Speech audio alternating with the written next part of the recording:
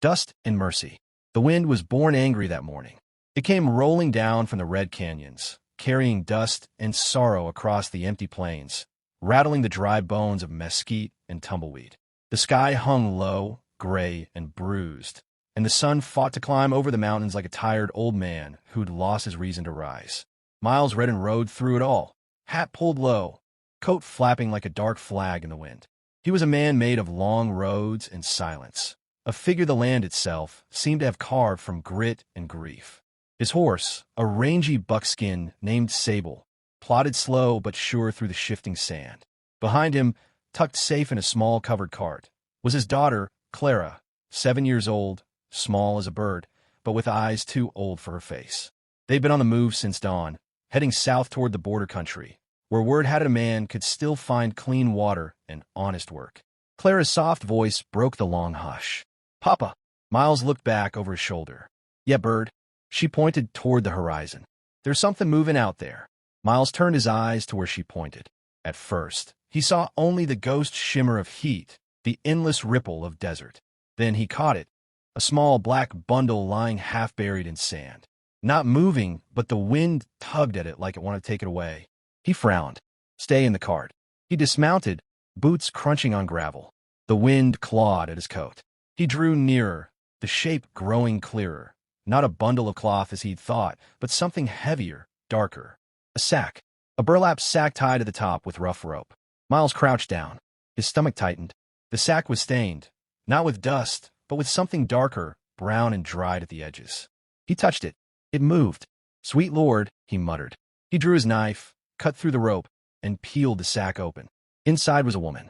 She was curled tight, like a trapped animal, her skin pale beneath the grime. Her dress was torn, her hair matted with dirt and blood. She wasn't moving, save for a tremor in her fingers, faint like the flutter of a dying moth. "Papa," Clara called. "What is it?" Miles didn't answer right away. He pressed his hand to the woman's throat. A pulse weak but there. He looked back at his daughter, whose small face peeked from the cart's canvas. "Clara, fetch the canteen." The girl ran to him with it, her braids bouncing against her shoulders. Miles lifted the woman's head gently, tipping a few drops into her cracked lips.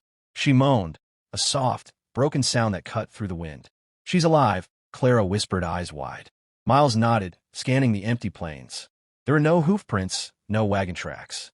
Whoever left her here had done it careful, or cruel. He lifted the woman out of the sack. She was light as kindling, bones sharp against his arms. "We'll take her," he said. Clara bit her lip. "Is she going to die, Papa?" "Not if I can help it." He laid the woman gently in the cart beside Clara, covering her with his old duster. Then he swung back on his Sable, spurred him toward the old mining town of Marrow Creek, 12 miles west, maybe 13. He'd been meaning to pass it by, but the woman's shallow breathing told him she wouldn't last that long in the open. Marrow Creek wasn't much of a town, just a handful of buildings leaning tiredly against the wind. A saloon, a blacksmith, a church that hadn't heard of him in years. Most of its folks had gone when the silver dried up. The ones who stayed behind had too much past to run from. Miles pulled the car to a stop outside the old sheriff's office, a building that still wore its bullet holes like medals. The sign above the door swung loose on one nail. He stepped inside. Sheriff Amos Carver looked up from his desk, where he'd been carving a piece of wood into something shapeless. He was a wiry man, half gray, with the face of someone who'd seen too much and didn't much care to see more. "Miles Redden," he said, leaning back. "Well, I'll be damned. Thought you were riding north. Change my trail." Carver's eyes narrowed. "What brings you here, then?" "Ain't much left in Marrow Creek but ghosts." Miles tilted his head toward the cart. "Found someone out on the flats. A woman. Left to die." Carver frowned and followed him outside. When he saw her, his face went hard. "Sweet mercy," he crouched, studying her bruises. "That ain't no accident.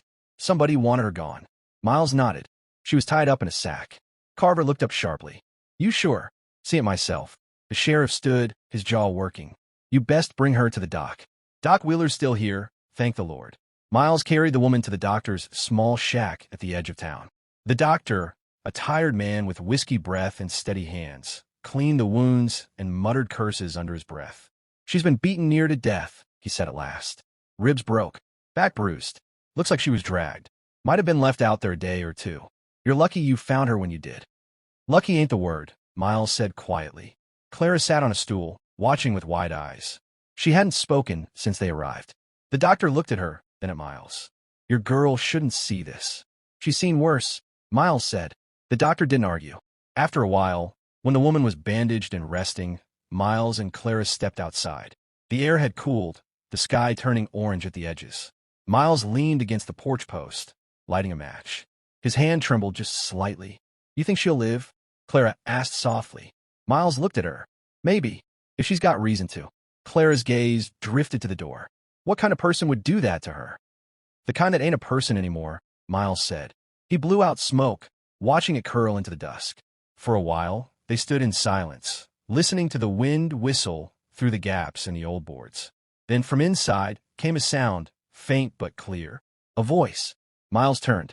The woman was awake. She was sitting up slightly when he went in, her eyes fluttering open, gray eyes full of confusion and pain. She flinched when she saw him. It's all right, Miles said gently.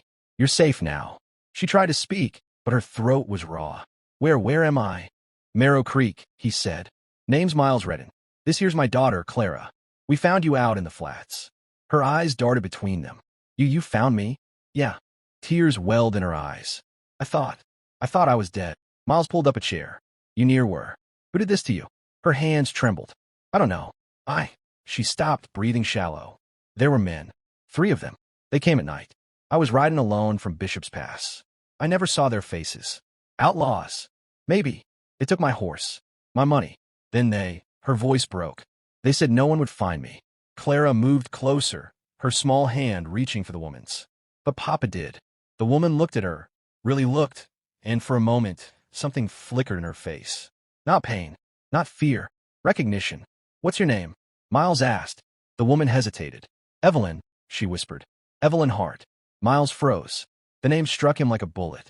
He turned away, his jaw tightening. Clara looked between them. Papa? You know her? Miles didn't answer. He couldn't. His heart had begun to pound hard against his ribs, the way it used to when he woke from dreams he never spoke of. Evelyn looked at him too, confusion and dawning realization mingling in her pale face. Miles, she said, voice trembling. Miles read it. He turned slowly. Her hand went to her mouth. My God! Clara looked up at her father, then at the woman. Papa, she whispered again, but there was a strange note in her voice now, a softness, a tremor. Papa, she looks like Mama. The room went still. The wind outside died for a breath. Miles didn't move. He just stood there, the cigarette burning to ash between his fingers. Evelyn was crying now, silently, like a ghost remembering it once had a heart. Clara stepped closer to her father, tugging at his sleeve. Papa, she said again, her voice barely more than a breath. She's Mama. Miles closed his eyes. The match dropped from his hand. Outside, the wind rose again, howling through Marrow Creek like the wail of a spirit finally finding its way home. Blood and redemption.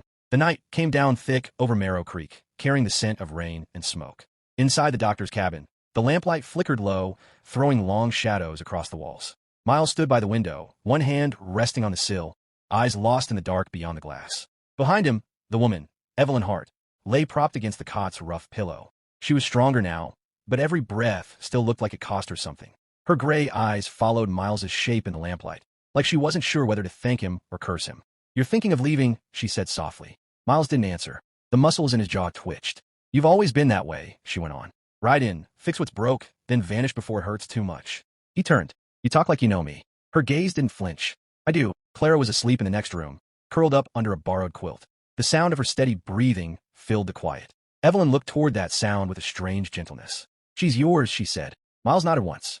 Born 7 years ago, come spring. Evelyn smiled faintly. She's got your stubborn eyes. Miles didn't smile back. You remember my name soon enough. Took you a while to speak yours. Evelyn's eyes dropped, because I wasn't sure I had the right to anymore. He studied her silent. Then he spoke, voice low. Last I knew, Evelyn Hart died in a barn fire outside Laramie. She met his gaze. So did Miles Redden, far as I heard. The air between them turned heavy, full of ghosts. 7 years ago, Miles had come home from the war, broken, drinking lost. Evelyn had been the preacher's daughter, soft-spoken, full of light. She tried to heal him, but the West didn't forgive easy, and neither did men who owed him money. When a gang came to collect, they burned his homestead to the ground. Miles had found a charred shawl in the ashes and thought she was gone. He buried what was left and walked into the desert with nothing but a horse and his baby daughter. Now, here she was, pale, alive, and carrying 7 years of silence. He leaned against the wall, folding his arms. Tell me what happened. Evelyn drew a slow breath. I was taken, she said. They didn't kill me that night. They wanted something worse. They used me to get what they wanted from the preacher: land, coin, power. And when I wasn't useful anymore, they left me in the dust. I ran. I thought if I could find you. Her voice cracked. But every town I asked in, they told me you were dead. Miles looked down, his hands curling into fists. Evelyn's eyes filled. When those men found me again, I knew it was them, the same ones. I thought this time they'd finish it. They tried, Miles said quietly. For a long time, neither spoke. The wind outside rattled the shutters like a restless spirit. Then Evelyn said, You saved me, Miles. You didn't even know who I was. He stared at her, then looked away. Didn't need to. By morning, the town was waking slow. The rain had passed, leaving the air cold and sharp. Miles was saddling his horse when Sheriff Carver walked up, hat low over his brow. Heard Doc say the woman's on her feet again, Carver said. Barely. Good. 'Cause we got trouble. Miles tightened the cinch. Go on. Carver handed him a folded telegram. Came from Bishop's Pass this morning. 3 men robbed the Wells Fargo coach 2 days ago. Killed a guard, took a woman hostage. Description matches yours. Miles unfolded it. The words swam before his eyes, but the names hit him hard. Jed Lawton, Amos Pike, and Cullen Ward. He knew them. He'd ridden with them once. They're headed this way, Carver said. Trail dust shows they're half a day out. Miles looked toward the horizon, a line of pale light over the desert. His hand dropped to the revolver on his hip. Carver studied him. You gonna run? Miles shook his head. I've been running too long. Inside the doctor's cabin, Evelyn was packing the few things she had. When Miles stepped in, she looked up. You heard, she said. He nodded. They won't stop, she whispered. They think I told you. They'll come for Clara next. Miles's jaw tightened. They'll regret that. She caught his arm.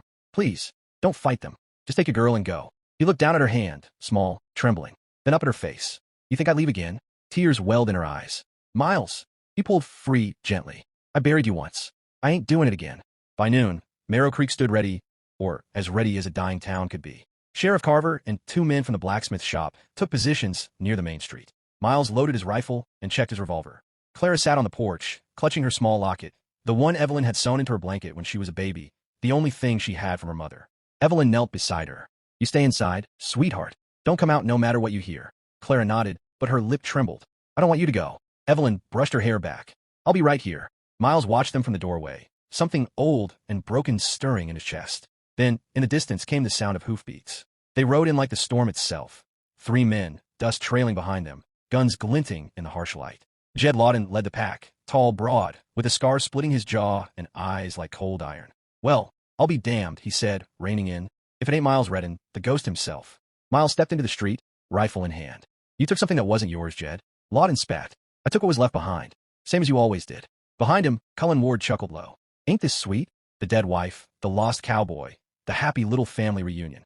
Evelyn stood on the porch, her face pale but steady. Lawton looked at her. You should have stayed buried, darling. Miles lifted his rifle. You talk too much. The first shot cracked like thunder. Lawton's hat flew off. Then chaos tore through Marrow Creek. Bullets shattered windows. Dust exploded from the ground. Carver fired from behind a trough, taking down 1 man before a shot caught him in the shoulder. Miles moved like a man who'd danced with death before, calm, precise. He dropped Ward with a shot to the chest, spun, fired again. Lawton dove behind a wagon, shouting curses. Evelyn ran to the porch post, grabbing Carver's fallen rifle. Her hand shook, but her aim held. She fired once, the bullet grazing Lawton's arm. He roared, spun, and fired back. The shot tore through her shoulder. She fell against the rail with a cry. Miles saw red. He charged across the street, emptying the rifle, then drawing his revolver. His boots hit the dust hard, his breath ragged. Lawton tried to reload, but Miles was faster. He slammed into him, sending them both crashing into the mud. The fight was ugly, close, desperate. Fists, knees, blood. Lawton swung wild. Miles blocked, struck, twisted his wrist till the gun clattered away. You should have stayed dead, Redden. Lawton spat. Miles pressed the barrel of his revolver under the man's chin. Maybe I did. The gun roared. When smoke cleared, the wind was the only thing left moving. The sun broke through the clouds, touching the empty street like it was blessing the dead. Miles stood there, breathing hard, his shirt torn, blood on his knuckles. Behind him, Evelyn lay on the porch, clutching her wound. He ran to her, dropped to his knees. Stay with me, he said, voice breaking. She smiled faintly, blood on her lips. Guess we found each other after all. Don't you say goodbye. She reached up, touched his cheek. You always were terrible at letting go. Clara appeared in the doorway then, tears streaking her face. Mama, she whispered. Evelyn turned her head slowly, eyes softening. Come here, sweetheart. The girl ran to her, falling into her arms. Evelyn kissed her hair, holding her close. Miles felt something deep inside him give way, all the years of guilt, of loss, of running. Evelyn looked up at him one last time. Take care of her, for both of us. Her hand slipped from his cheek. Miles held her until the light in her eyes went out. The sun was setting when they buried her. The townsfolk stood silent, hats in hand. Miles carved her name into a wooden cross. Evelyn's heart reddened. The desert couldn't take her light. Clara stood beside him, holding his hand. When he knelt to tighten the knot on the cross, she leaned close and whispered, "Papa." He looked down. "She's still here," she said softly, touching her chest. "She told me." Miles swallowed hard. "Yeah, Bird. She's here." The wind picked up again, gentle now, carrying the sound of the plains, the rustle of grass, the distant cry of an eagle. It brushed past the grave like a promise. Miles lifted his daughter onto Sable's back. He looked one last time at the cross, then turned toward the horizon. Clara leaned against him. "Where we going, Papa?" He smiled faintly. "Home." As they rode away, the sky bled gold over the canyons, and for the first time in 7 long years, Miles Redden didn't feel lost anymore. Behind them, Marrow Creek sank back into quiet, its dust settling around a woman who had come back from death to save them both. The end.